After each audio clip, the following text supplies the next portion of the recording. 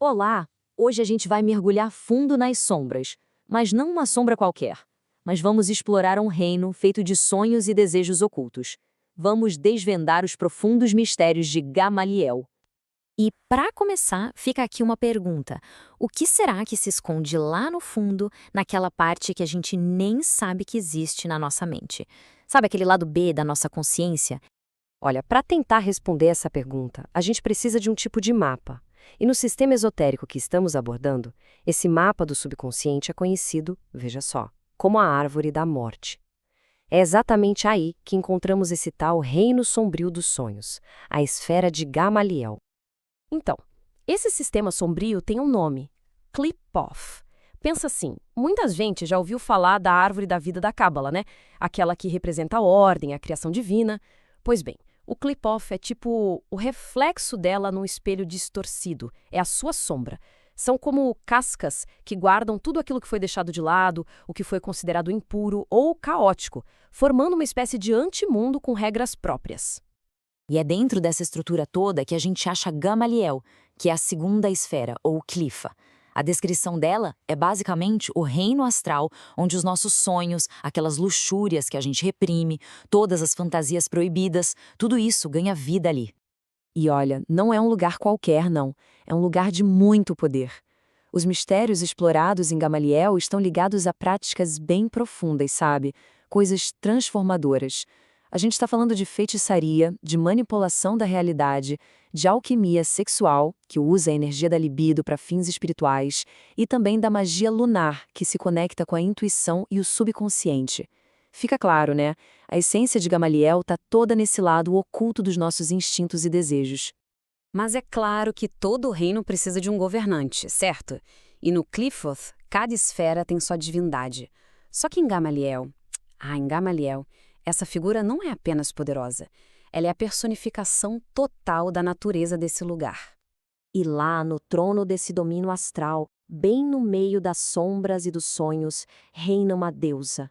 Uma deusa formidável, cuja lenda ecoa através dos tempos. Certo, vamos entender quem ela é. A fonte a descreve assim, olha só. A deusa de Gamaliel é Lilith, que aparece como uma mulher bonita com um corpo de serpente. Essa dualidade, percebe? Essa é a chave. Ela é a rainha dos demônios, seduzindo e guiando quem entra em seu reino através do lado escuro dos próprios instintos. E segundo a tradição, ela governa toda a árvore clipótica ao lado de Samael ou Lúcifer. Mas não pense que Lilith está sozinha por lá. Ela não é a única entidade poderosa que vive nas profundezas de Gamaliel. Existem outras presenças, digamos, mais específicas e bem mais perigosas. As fontes chegam a descrever lagos de sangue dentro dessa esfera, um cenário bem intenso. E é justamente nessas águas que uma criatura específica, uma sedutora do mal, encontra o seu lar. E aqui a coisa fica interessante, porque os detalhes da aparência dela são cheios de simbolismo. O nome dela é Kalilashito.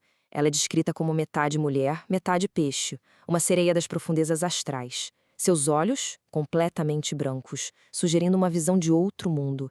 E ainda tem um terceiro olho de fogo, que aponta para uma percepção psíquica destrutiva. Cada detalhe, os dentes afiados, a natureza vampírica, tudo nela grita predador espiritual com sede de força vital. Ok, mas como alguém interage com essas forças todas? Pelos textos. Não é algo que acontece por acaso. É um ato totalmente deliberado. Envolve rituais, invocações diretas, para realmente chamar essas profundezas para perto. E aqui está o ponto crucial. Para se conectar com uma entidade como aquele tu, é preciso um ato concreto. O ritual começa com a ativação do selo dela. E isso não é só simbólico, não. Exige um sacrifício bem pessoal, o próprio sangue de quem está praticando o ritual, a própria força vital. E o processo do ritual é bem detalhado, passo a passo. Tudo é pensado. Primeiro, se prepara o ambiente, um altar com incenso e velas pretas para ajudar a focar a mente. Depois vem o sacrifício de sangue para ativar o selo, criando essa conexão física. O terceiro passo é o poder da palavra, entoar a invocação. E por último vem o passo talvez mais perigoso de todos, abrir a própria consciência, se tornar um recipiente para essa experiência. E um trecho da invocação, para se ter uma ideia, diz o seguinte: Cale tu, sereia maligna, Venha das águas sangrentas de Gamaliel, em nome de Lilith, rainha do inferno, senhora dos vampiros. É um chamado bem direto, uma tentativa de se conectar com o poder bruto desse reino sombrio. E tudo isso nos leva a uma reflexão final. Será que explorar esses reinos como Gamaliel, esse lado sombrio da psique, é um caminho perigoso, mas que pode levar a um autoconhecimento profundo? Ou será que é simplesmente uma descida sem volta para a loucura? A resposta? Bom, talvez ela esteja lá no fundo, esperando por quem tem coragem de procurar.